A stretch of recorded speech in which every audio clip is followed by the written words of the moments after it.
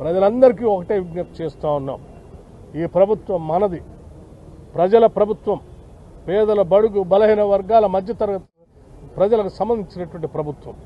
ఈ ప్రజాస్వామ్యవాదుల ప్రభుత్వం ఇది. ఈ ప్రభుత్వం చేసే కార్యకలాపాలని ప్రజలకు అందకుండా చేయాలని, లేకపోతే ఈ ప్రజాప్రభుత్వం చేస్తున్న కులగణన లాంటి ఒక చారిత్రాత్మకమైనటువంటి నిర్ణయం ఈరోజు దేశంలోనే రాహుల్ గాంధీ గారు ఇచ్చినటువంటి పిలుపు మేరకు మొట్టమొదటిసారిగా తెలంగాణలో మనం చేస్తూ ఉన్నాం.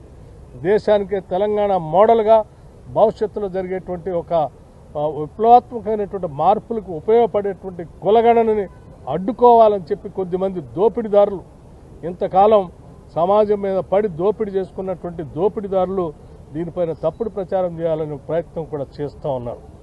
రాష్ట్రంలో ఉన్నటువంటి బడుగు బలహీన వర్గాలకు, పేద ప్రజానికానికి, లేకపోతే ప్రగతిశీల భావాలతో ఈ సమాజం ముందుకు పోవాలని కోరుకునేటువంటి వాళ్ళకి, సమసమాజ స్థాపన కావాలని కోరుకునేటువంటి వాళ్ళకి, ఈ రాష్ట్రంలో ఉన్నటువంటి వనరులు, వ్యవస్థలు, ఆస్తులు ప్రజలందరికీ పంచబడాలని కోరుకునేటువంటి వాళ్ళందరికీ నేను ఒకటే విజ్ఞప్తి చేస్తూ ఉన్నాను.